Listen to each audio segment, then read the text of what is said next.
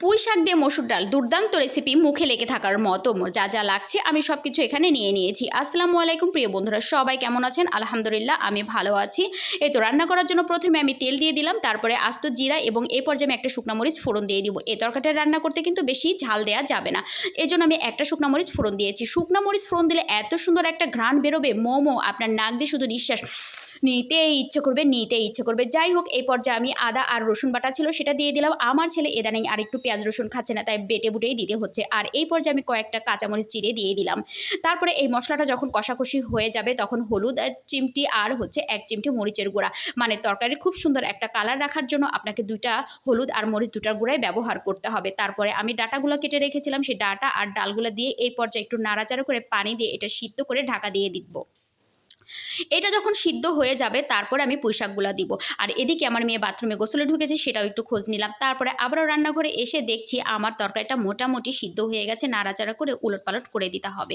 এই তো দেখতেই পাচ্ছেন একটুগুলো মোটামুটি কিন্তু সিদ্ধ হয়ে গেছে, প্রায় 50%-এর কাছাকাছি। তো এই পর্যায়ে যেটা করতে হবে, এটা সিদ্ধ হওয়ার জন্য মানে ঝোল রাখার জন্য পরিমাণ মতো পানি দিয়ে দিতে হবে। দেখতেই পাচ্ছেন মোটামুটি ডালটা সেহেতু সিদ্ধ হয়ে গেছে, পানি দিয়ে দিলে যেই পানিটা দেবো সেই পানিতে কিন্তু একেবারে পুঁই শাকটা সিদ্ধ করে ঝোল দিয়ে নামিয়ে ফেলতে হবে।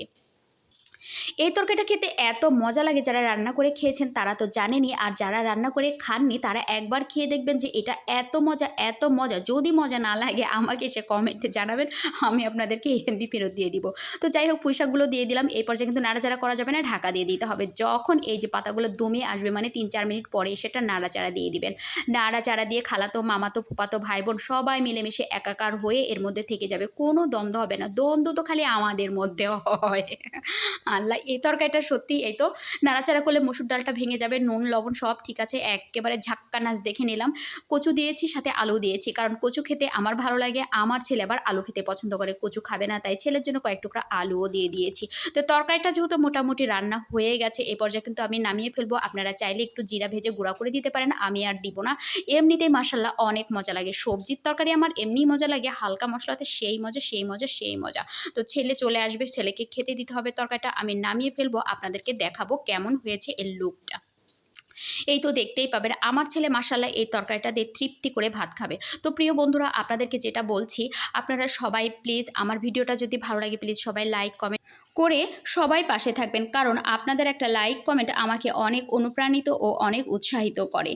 আপনাদের জন্য ভিডিওগুলো তৈরি করতে যেয়ে কিন্তু আমাদের সংসারের মায়েরা কিন্তু আমরা অনেক কষ্ট করে ভিডিওগুলো তৈরি করি। তো ভিডিওতে অনেক ভুলভ্রান্তি থাকতে পারে, প্লিজ সবাই সেগুলো একটু ক্ষমার দৃষ্টিতে দেখবেন। কাজ করতে করতে ইনশাল্লাহ একসময় সব ঠিক হয়ে যাবে।